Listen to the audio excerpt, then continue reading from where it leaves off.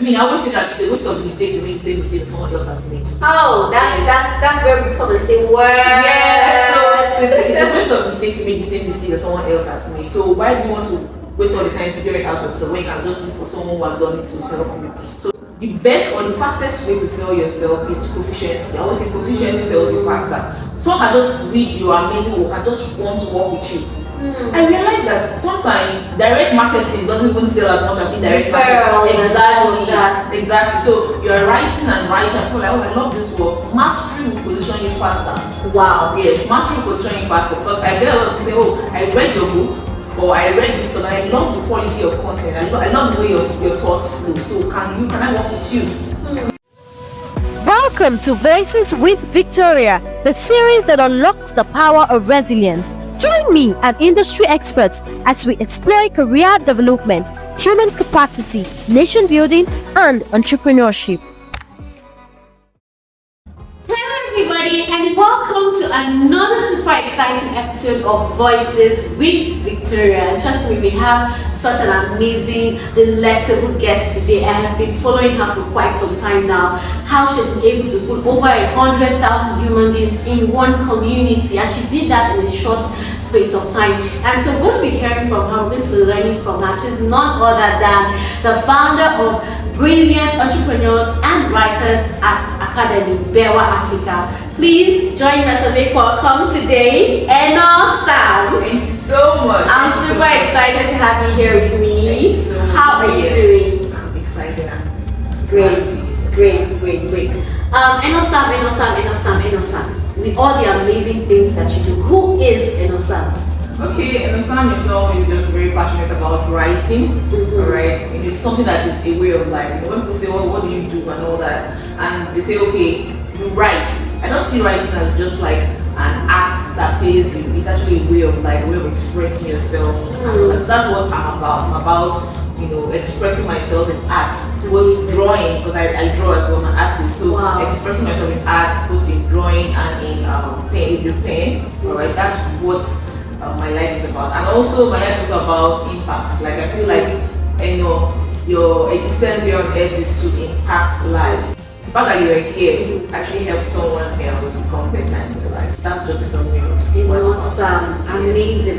So I'd like to know, as much as you can share your background. I mean, people are seeing this glory that you are right now. Amazing, delectable, valuable person that a lot of persons, I say, mentor me, a lot of persons are trying to connect with.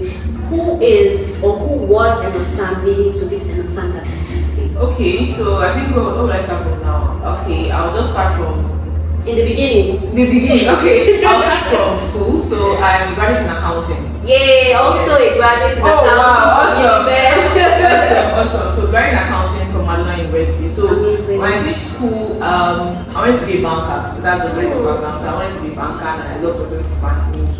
So at the end of the day, it did not really come forth as I wanted. So I was like, what can I do to while away time and all that? I was like, okay, let me just start writing for the fun of it, right? So I just started writing.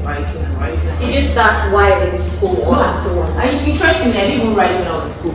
All through my university days, I was just focused on school. Right? So I was writing when I was a child, like when I was 7, 8, but just streaming kind of writing, storybook and all that. So that was what I was focusing on when I was in school.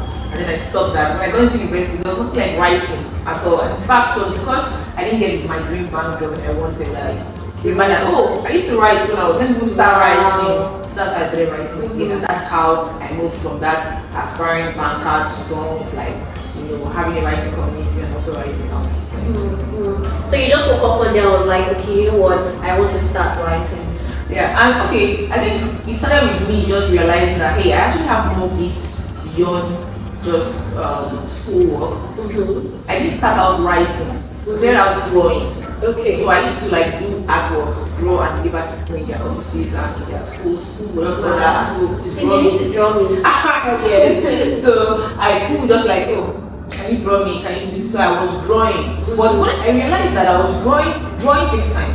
Yeah. So you could spend like 2 days or 3 days on one project. And the money was not really like good enough. Although that was years ago, but I didn't really know what I was doing. But I was just excited about it. But when I looked at it, I was like, this time I'm spending doing this drawing is not tallying with them. amount. So I will no longer like inspired to do it anymore. You see, but passion. Exactly. You were so passionate, but at some point you lost that passion because it wasn't the funds were not coming in. The funds were not coming. So what I now turned it to was my hobby. I can do it for like just I'm doing it not because I want to get paid. But at that point I wanted to get a job. I wanted to get something to earn money and all that. So that was why I moved away from that, right? But that was just something I love to do for passion. There's a difference between what you're doing for passion and what you're doing for profit. So if you're trying to do something for passion and then it's not giving you you're trying to do something for profit and it's not giving you you'll be frustrated. So I always tell people that whatever you're passionate about,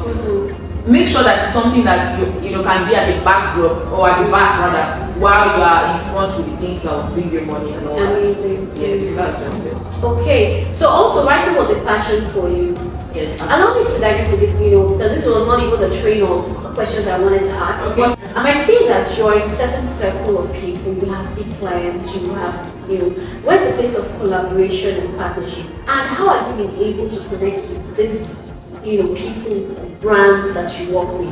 What are the strategies you were able to deploy to come into that circle of flyers? Okay, I think like-minds attract, right? So when you're good with your craft, other people who are good with their craft will want to work with you. I think sometimes when a lot of people are saying, these brands are not working with me, or I'm not doing this, because you've not been able to show people work, alright? You've not been able to show that I can do this thing and actually deliver this work. For example, if you have a small child, right, who's just born, and you can't give the keys to your car to that child. No matter how I love the child. No matter how you love the child. And it's not like you hate the child. You love that child enough not to do that. And let's talk about premature exposure. Yeah, there was that line of thought is very important. Premature exposure where you want to be visible by all means. I always tell people that you don't have to be pushing yourself, I want to be visible, I want to be visible, I want to be visible. When you not refine your craft. Do you understand? Because when you are visible and they give you a platform and then you cannot defend that you mess it up. You mess it up, and then they'll think you wouldn't even have a second chance to come and explain. Okay, I was just starting out. I always say master that craft so that when that visibility comes, when the platform comes. Exactly. So it's just like our competition we do on our community, the content creation competition now. That's not where over 100,000 people are watching you. That's not where you can start testing your writing skills. No. People are there to. I've had people who have connected to clients there on our community. People want to work with them on our community. 100,000 people, you don't know where they are, you don't know who they are, and the spotlight is on you. And exactly. That's when you learn. I always say that better is not where you come and learn. You can learn at the back end, just be learning at the back end. But if you want to come and be visible, because you need to come correct and all that. So don't chase visibility. Look at your work. Refine your work so that when that visibility comes, it meets you prepared, and then you're able to leverage that. Amazing. Yes. Allow me to dive into this video because this was not even the train of questions I wanted to ask. Okay. But you mentioned painting and drawing being a passion, but at some point you had to stop that because it wasn't bringing the necessary fund you needed, and somehow the passion became passionless. Money is truly a motivator. Absolutely. And then, but also writing was also a passion. But then, looking at those two passions now, I see that there's a difference because you're still on this, and this has given you money, that's made you to travel everywhere, impact people. What's now the difference? What was, what were the steps you took, or conscious or unconscious strategies that you now did that, even if this writing is a passion, you were able to still profit for it? Because there are a lot of people who are saying, I'm passionate about this. How can they now profit from their passion? Okay, I think the major thing is that drawing, the only difference between the fact that I did not make profit from drawing was because I don't have you can have the skill but not the business of the skill. Right now I can coach somebody who is an artist on how to profit from artworks. Yeah. Even me right now, I can also say I'm going back to my painting. I can make money from it because I already built the audience and I can actually sell. So it's one thing for you to have a skill, another thing for you to know how to sell that skill. So at that point, I did not know how to sell the skill, and then I did not know how to use social media for branding and all that. Trust me, if I'm going back as an artist now, I know what to do it. So the passion and the skill is one thing, but you can convert any skill to money. As far as you have, the skill of selling, you can convert any skill to money. So there's no difference in terms of, okay, was this one better than this one? No. So because I grew and I now knew that, okay, I can actually take steps on social media. Social media was the biggest break for me actually. Amazing. Yeah, so I was able to maximize social media to do that. So I write, and I currently have a community of over 100,000 writers. Yeah. And even if I don't share something, I realize that my inbox is always full. Help us with this thing and all that. So when you build that audience online, people know you for what you do. You can't lack customers. You always have people who want to work with you. And then you can also monetize your passion. Exactly. You can monetize your Amazing, passion. amazing. Yeah. You know, I would not call myself on the tweets, but I know that I want more. Okay. You've given me one point on that, which is leveraging social media, Yeah. building an audience. I mean, this is 3 in 1 point you've given. You said social media, building an audience, and that way you can be able to sell, the ability to sell as well. Are there other strategies that you'll be like, okay, talking to me now, I want to monetize whatever passion it is that I have? What are some of the steps? First step or second step, you know, in no particular order that I need to do to launch out to start making money from my passion or skill? Okay. So for talking about writing, I think the very first thing to do is to be clear on who you want to serve.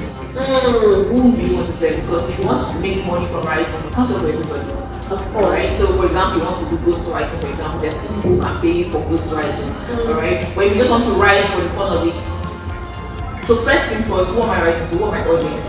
When you know who your audience, members are, you can know the kind of words to write, exactly the language to use when communicating with them. Then master your crafts. Trust me, I always say this, like the best or the fastest way to sell yourself is proficiency. I always say proficiency sells you faster. Someone can just read your amazing work and just want to work with you. I realize that sometimes direct marketing doesn't even sell as much as indirect marketing. Exactly. So you are writing and people are like, oh, I love this work. Mastery will position you faster. Wow. Yes, mastery will position you faster, because I get a lot of people say, oh, I read your book, or I read this stuff and I love the quality of content. I love the way your thoughts flow. So can I work with you?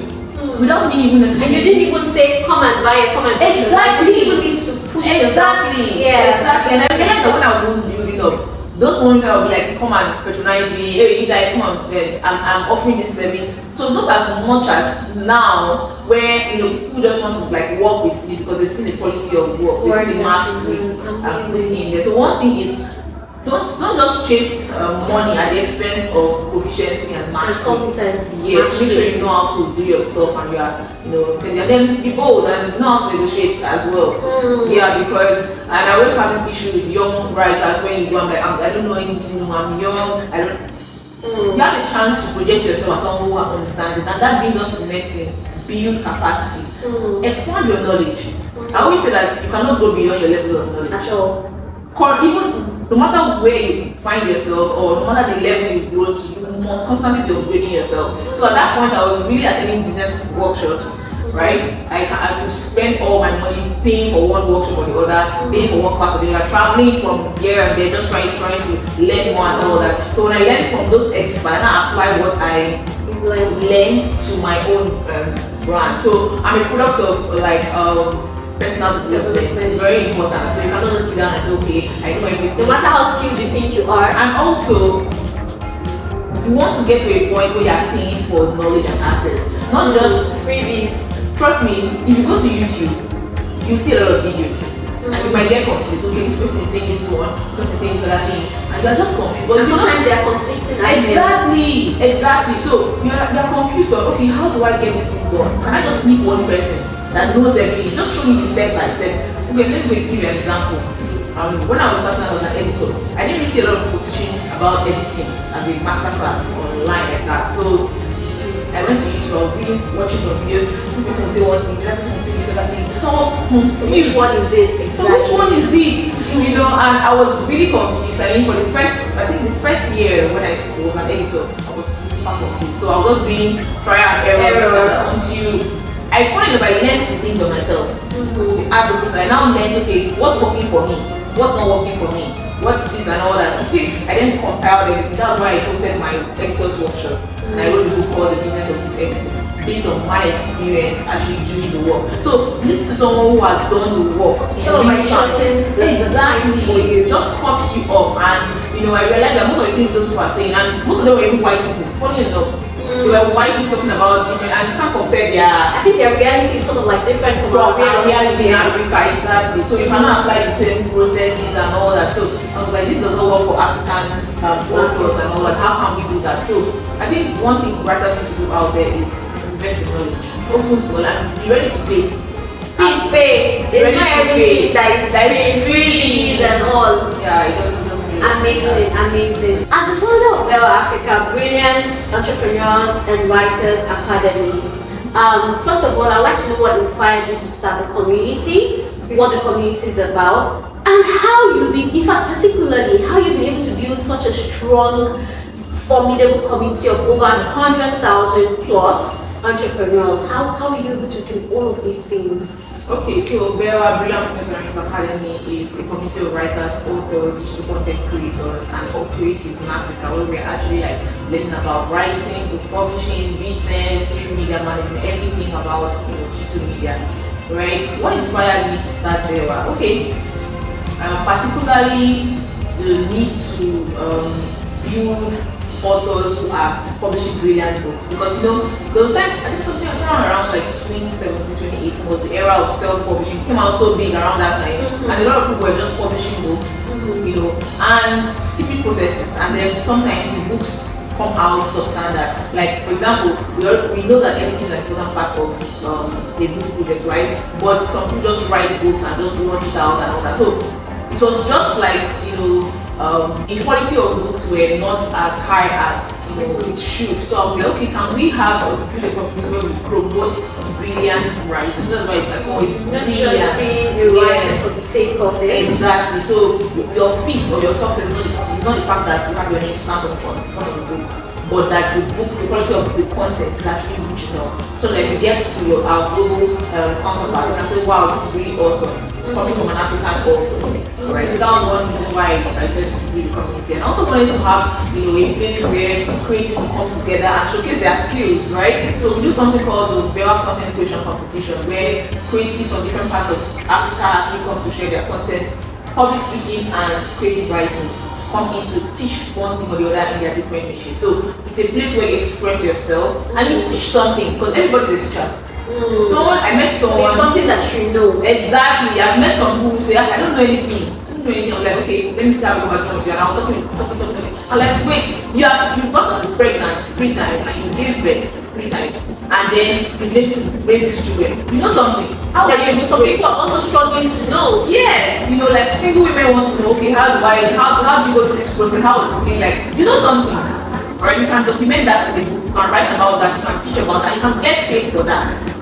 So you don't necessarily have to be a doctor, like you can be a doctor, but because you've gone through the process, I tell you this is what happened during my time. Although our bodies can be different, but these are the expectations, this is my own experience. Because sometimes this is not storytelling. Storytelling actually helps to inspire people. Alright? If I know that you've gone through this thing successfully, listening to your story will inspire me. So storytelling is also part of what we do at Bella, right? Expressing. And I feel like people look down on their stories or their experiences. Yeah, it's true. People look down on their experience and their stories because they don't know the value of it, they don't know how powerful it can actually inspire someone. At this point, I also share that it's important not to share premature stories, right? Because some people they say you should say this story, and all that, and then you start telling stories that do not align with where you're going. Exactly, you don't have to share everything and start to understand. You don't have to share your story prematurely if it's not stable for what you basically to pass across. You actually make sure the essence of the story is to inspire people and all that. So what's the great question of what you share? Then you feel like, sharing too much, because especially this present day and time using social media, for people who want to build an audience, I know that people say share your story, people would like to connect with it, you build an audience faster. For you who are successfully built one, what do you think about sharing too much or sharing too soon? And how do people find the balance? Okay, I think the very first step is your recognition. Ask yourself, what missing am I trying to pass across? Then think of what story. Let your story be very consistent. Like, for example, ask people what inspired you to start on YouTube. I can tell them, okay, you said drawing before, I wanted to be a banker, then I did something a banker. The story is always consistent. So you don't have to share your life story. No, you can't share every last story. Like, it depends on the message you want to pass across. And then you look for a story that will do that. Let's be consistent. So there's something like sharing too much. Yeah, there's something like sharing too much. You have to know what you want people to no per time. You don't share everything about your life. Except you just feel like just sharing and all that. Just for the sake But of- if it's for building your brand, then you have to share everything. You just have to post it. I also like to ask, right? There's something about soft story and pity story. Okay? You know, people feel like when they share their story, their soft story, somehow it attracts people to come to you because they're like, you know, a lot of times humans naturally like this grass to grace kind of story. And so even people who don't have that grass to grace story, Okay. it's sort of like trying to force it in. And do you think that that's a right strategy or it's a necessary strategy for that? But I think with business story like this, emotional connection. Yeah, that's why those stories actually sell very well. For example, if I tell you I'm trying to get a handbook and I'm not able to get a job, I was stranded and all that. You will feel connected, like, oh, are you serious? So you were so stranded. People like to connect with that. That's business story. But you don't have to force things. It's not there. Like it's not there. Your story must not be the way them grassroots actually. There's some story that can just inspire people out of the blue like that. You just be authentic and all that. And one thing you can also do is like you can have a group of people and just tell them look at the story I'm going to share. This is the story I'm going to share to all this thing. You think it's emotional enough, does it connect to you and get their feedback. People can say, okay, I don't love this one, this one connects. Then just look at everything and see which one is connected to you. And then you can choose it and all that. You have to force it. But again, emotional and very important. So if possible, think about stories that have emotional connections that show that you came from a place. You don't want to be inspired like, okay, you're this big brand. And you just come out of the You just drop from the sky. from the sky. I think everybody has a grasp of this story because everybody started from somewhere. Yeah, so everybody started from somewhere. So I think everybody has, but there's a way you bring out that will be very captivating. You're a young person, and even if the work that you've done could be something that an older person seems to have achieved, right?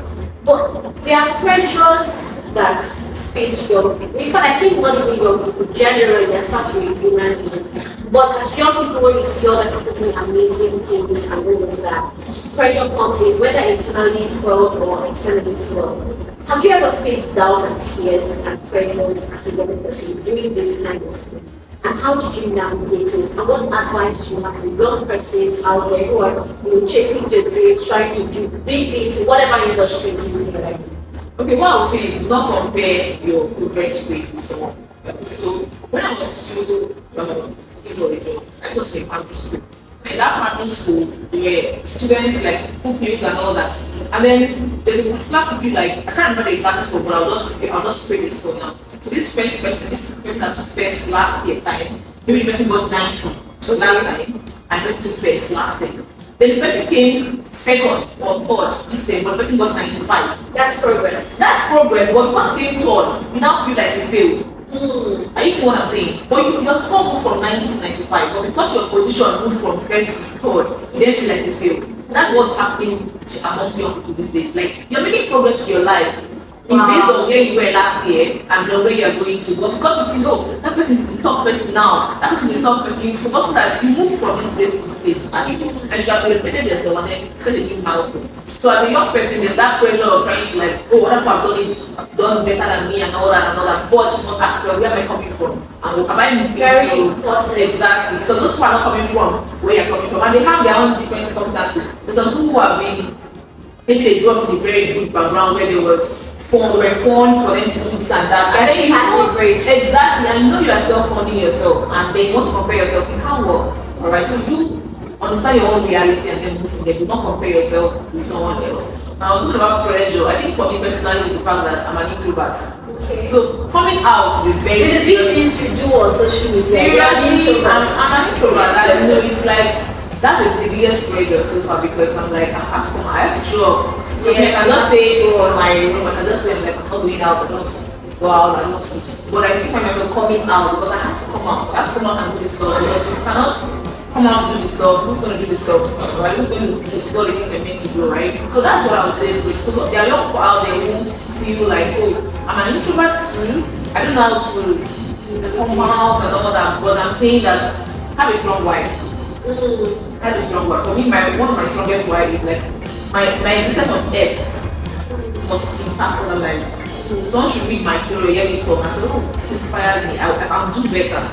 My favorite moment is when people call me and say, oh, I listened to this interview of yours, or I read this book of yours, or I read this post of yours, or this thing that happened on your community inspired me, and I was able to move from 1 to 10. Amazing. Exactly. So that's what I'm Amazing. saying. And your first point was so instructive because you said somebody moved from 90 to 95. I think the problem is a lot of times we're so focused on that end result that we forget the progress as a process leading to that. And then we're so focused on that goal that we forget that at the end of the day it's about growth. Exactly. So the question you should be asking yourself is, am I growing? Am I better than I was yesterday? I'm not saying that you shouldn't want more, but when you look back, a lot of times we don't reflect, and that's the problem. When you reflect and sit down, you know that even the things you are beating yourself about, you've been able to achieve a whole lot. But because you're not even counting, Exactly. you wouldn't know. Exactly. And there's something else about that point, like when you are, in as much as we establish the fact that don't be, intimidated by other people's works, you also, there's something called positive intimidation too. It's very important. Positive pressure, because if you are just sitting down around, there's a proverb that says that if you are among 4 people, intelligent people, you really fit, something like that. Yeah, I get the train of thought. Yes, exactly. And then if you are the smartest, because you need to leave that room. You have to leave that room. That means you're not growing fast. So you could actually grow fast if you're a company of people who are thinking fast as well. So there has to be a balance. Why is it important not to feel intimidated by someone's work? It's positive. You have to also be motivated to do better. That if someone else can do better, you can do better. I can. Exactly. Amazing. And this is very instructive. As a writer's coach, I know that you coach high-end on authors. You also ghostwrite for whatever industry it is. You train and you also do editing. Yes. Right? And all of those things. And for somebody who wants to start writing, and the person is thinking, okay, so how can I become a highly paid author? What are some of the strategies you think that these writers can do to go beyond their doubts and fears? What I can write beyond that? How can they become highly paid? Okay, I think start by showing proof of work. Yeah, show proof of work that you've done this thing and all that, because you must become a highly paid expert in the industry. Especially as a writer, you need to see that you have done something for other people and they've actually testified. Most of my clients come from referrals, from people who have worked with them, like, oh, I've done this whole thing, but I have to get that first one right. So if you get the first one right and you deliver excellently, you can tell your friends, oh, see, I got this, I worked with her and she did this for me and all that. I've had clients who say, oh, I worked with Eno and I got a good experience, come and work with her and all that. So that also helps to expand your customer base. Yes. So start with that. Get one client right, then you can have referrals and all that. And then also write a book. Yeah. One thing I realized was I was doing this book editing stuff and book consulting before I wrote books on business. But when I started writing books on business, it blew up.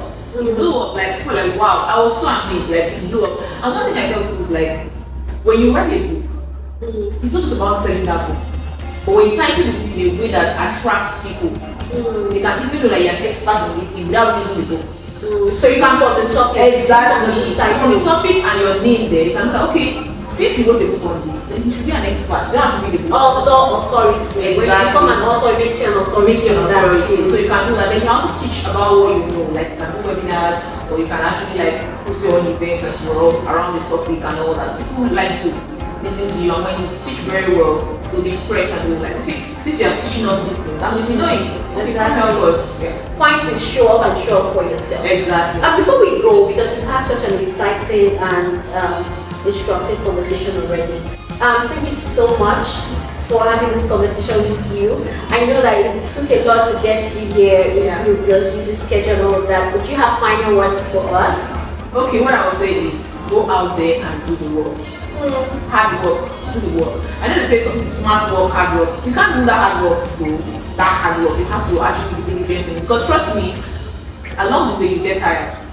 You feel like, oh, I don't know if I should do this thing anymore. Maybe I should just rest a bit. But when you have a strong mind and you realize that you have to work hard and also work smart towards your goal, you'll be inspired to continue. So work hard. Even if you feel like you are failing, get up and keep moving. You hang out with people who are actually in the same path with you, who want to actually grow, they will inspire you. So don't just isolate yourself and try to like do all your own. If you are confused, book a session with an expert that can help you. Maybe book a session with her. Book a session and come with money, the right money. Of course. And then you get the guide. I mean, I always say that it's a waste of mistake to make the same mistake that someone else has made. Oh, that's where we come and say word. Yeah, so it's a waste of mistake to make the same mistake that someone else has made. So why do you want to waste all the time to figure it out yourself when you can just look for someone who has done it to help you? So go out and do the work, and then when you're confused, you can expert. So amazing. Thank you so much. That's why we have the club innovation. Thank you for having this conversation. And please follow her at Eno Sam everywhere. And if you're not part of the community, you're nothing. It is on Facebook, Brilliant Entrepreneurs and Writers Academy. Do well to join. Thank you so much again. thank you. Thanks for watching Voices with Victoria. Please like, leave a comment, subscribe and share. Cheers!